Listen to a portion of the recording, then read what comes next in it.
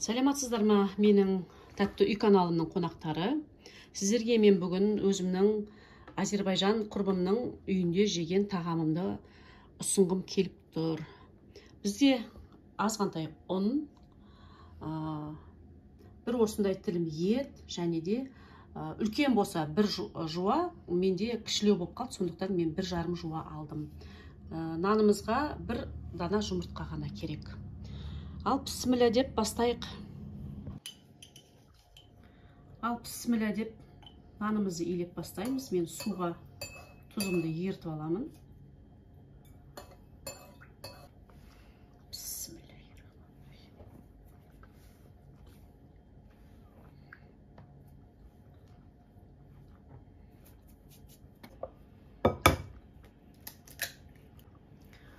Кәдімгі біздің бешбармақтың қамырын илегендей қылып илейміз. Ондай қатты емес, жұмсақ емес.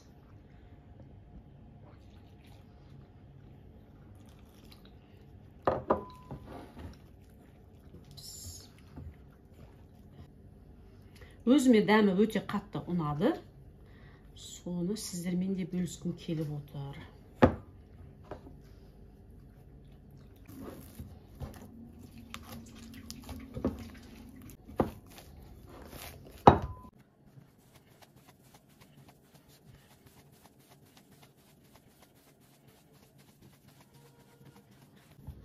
Нанымызды өстіп илеп қоямыз. Біздің подливкамыз дайын болғанша нанымызды әдем болып тұрады.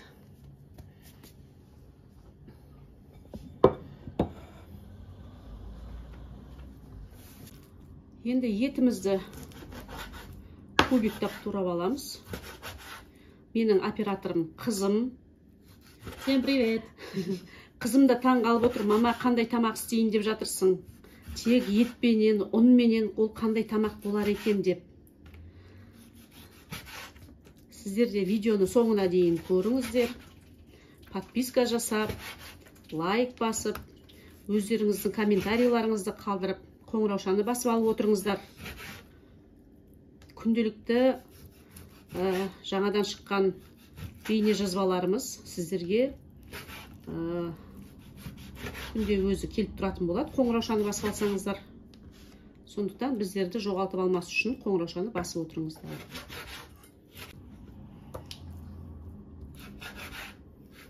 Мына жерде неше грамм ет? Енді мен граммын өлшеген жоқпын, неше грамм ет екенін. Осы бір кусокты шығарып ала қойдым. На глаз алып нете берем, пісіре беремін. Иә, көзге алып пісірдім. Пісірдім деймін, көзге алып турап жатырмын.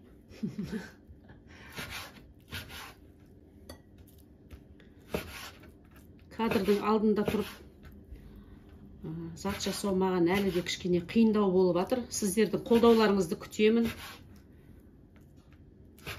Қолдау көрсетіп отырыңыздар. Біздермен бірге жасап көріңіздер. Рецепттерім өте көп. Бастапқыда кішкене каналым қатты қиын болмасын деп жеңіл заттарды жасап жатырмын. Әлі түрлі тамақтар пісіретін боламыз сізбен.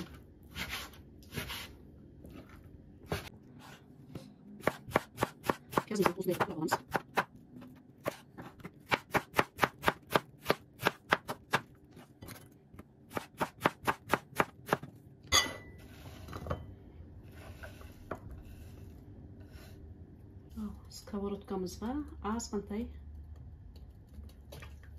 майды құйып,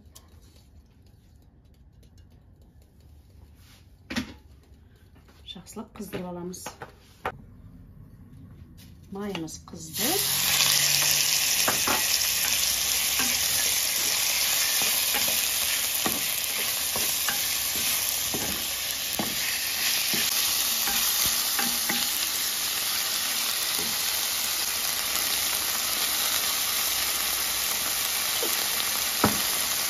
Көшіріп, басылап көріп аласыздар.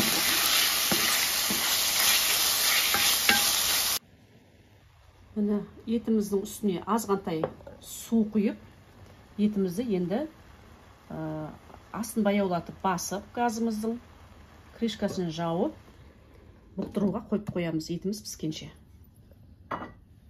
Етіміздің суы тартылып, қуырылып болды. Енді осыған біз жуамызды саламыз.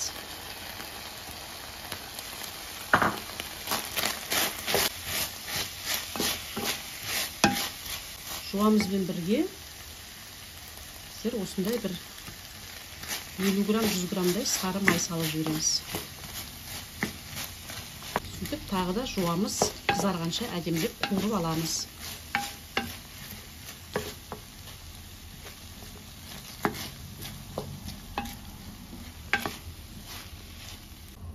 Енді кастрөлімізге суымызды құйып, астын қосып, қамырымызды жая береміз, суымыз қайнағанша. Енді қамырымыз әдемі болып иі қанып тұр екен. Енді жақсылап жайып аламыз.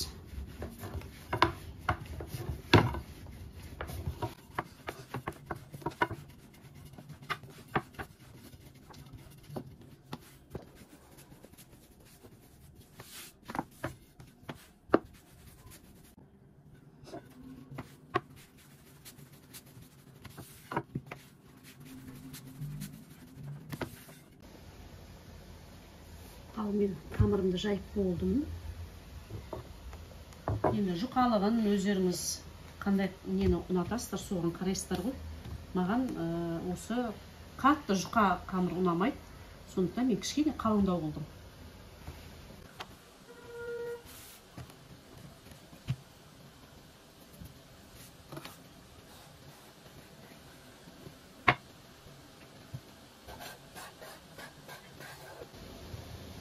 Қызым да таң қалып отыр, мама қандай тамақ жасайын деп жатырсың деп. Қазір жасап көрсетеміз, қандай тамақ жасайтынымызды.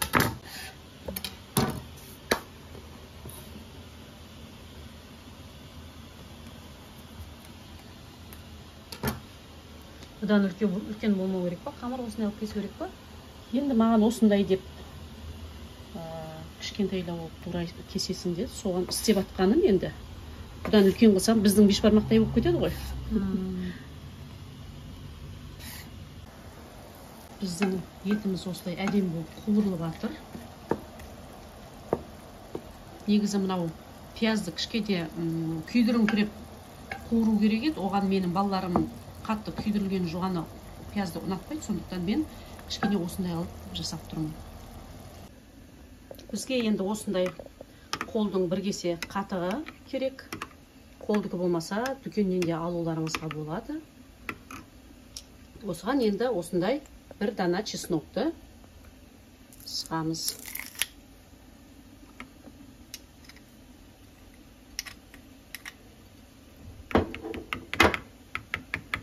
Сөйтіп жақсылап араластырып аламыз.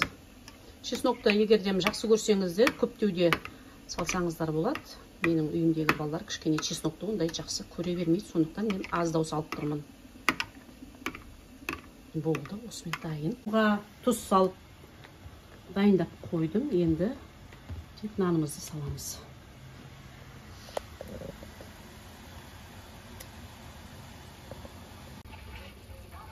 Қамырымыздың барлығын салдық суға. Енді піскенше күтеміз. 5 минут қайнатамыз. Подливамыз да мінекей дайын болды. Әп-әдемі болып пісіп жатыр.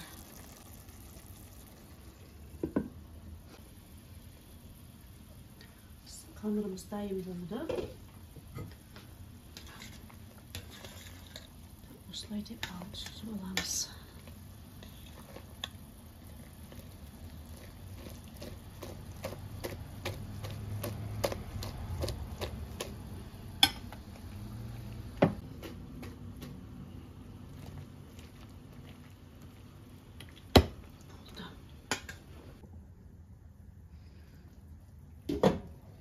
Енді подливамыздың мынандай астына соғы шықты.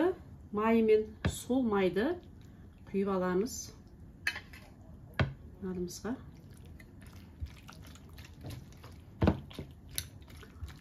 Иісі енді мұрынды жарып бара жатыр. Елизавете. Иә.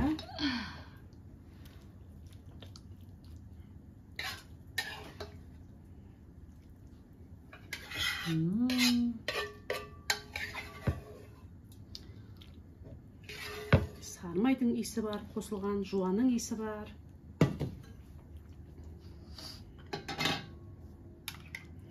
Енді мынау қатықтан жасалған соусымызды осының үстіне құямыз.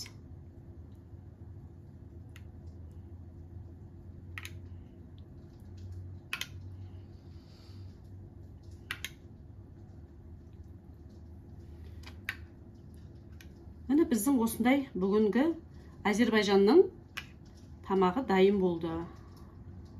Қазір дәмін көреміз. Ал енді бісміллә деп тамағымыздың дәмін татып көрейін. Енді Әзербайжандар бұны қолмен жейтінін, басқамен жейтінін білмеймін енді. Мен осылай дәмін татып көрейін. Соустан қойып көрейінші.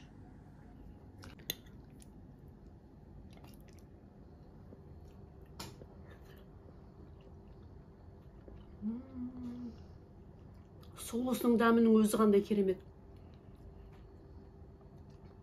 Ұнаса лайк басып, комментарий жазып, біздермен бірге жасап көріңіздер.